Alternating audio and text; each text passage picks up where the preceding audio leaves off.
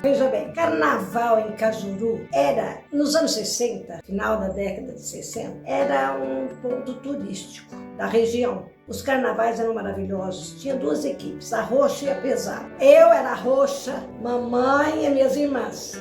E só o Vander, meu irmão, era pesada. O Vander, meu irmão, era um artista em potencial. Ele tinha um poder com as mãos de manusear, sabe, desenhos, etc. E ele, como sendo da pesada, ele foi fazer uns bonecos maravilhosos. Quem assistir este conto e que foi daquela época, vai lembrar os 7 anões que o Vander fez. Sabe, de papel, papelão, eu não sei qual material que ele usava, mas ele tinha uma mão fantástica. Ficou os 7 anões e tinha a Branca de Neve, que era uma das amigas da gente. Hoje falecida, mas ela era fantástica, parecia com a Branca de Neve mesmo. Então o Vander fazia estes carros. E um dos carros, não necessariamente este dos anões, que ele fez também, ele era feito lá no barracão lá em casa. Tinha um barracão enorme, barracão que cabia 6 ou 7 Fusca, por exemplo. Era muito grande. Era um salão de dança, na verdade. Tinha um mezanino, que o músico ficava lá em cima, o som, e a gente dançando embaixo. E lá que era feito esses carros do Vander, muita gente lembra, e ficava toda a turma da pesada rodeando. E um detalhe, nós, mamãe e minhas irmãs, que éramos roxa, não podíamos ir lá no fundo para ver o que o Vander estava fazendo. Nós éramos proibidas.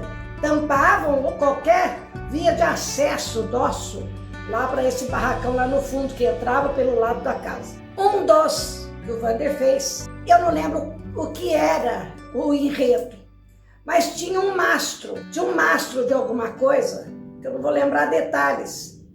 Mas esse mastro foi feito e solda e faz e tal, fizeram. E a hora de sair esse carro, tinha as vigas, né, porque tinha telhado no barracão. Então a viga do telhado, que passava carro e até caminhão, mas caminhão com um mastro em pé não tinha.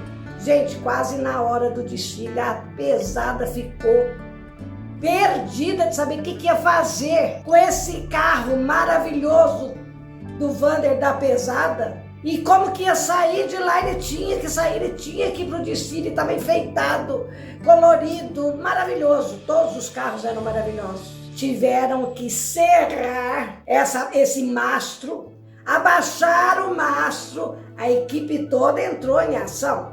Baixaram o mastro, passaram com a caminhonete lá nessa viga de madeira que tinha na porta do barracão e foram lá, depois que saiu desse barracão, lá fora, soldaram de novo e puseram o mastro em pé e foram para o carnaval felizes e cansados e preocupados, porque eles achavam que não ia dar conta. Então essas eram as brincadeiras nossas lá no carnaval e que dava muito pano para manga, dava muita diversão, era muito... Tinha namorados que era da roxa e o outro da pesada, então um não conversava com o outro do que se estava fazendo, era fantástico. Estes dias eu encontrei com um ex-prefeito da cidade e ainda relembrou essa questão da roxa e da pesada.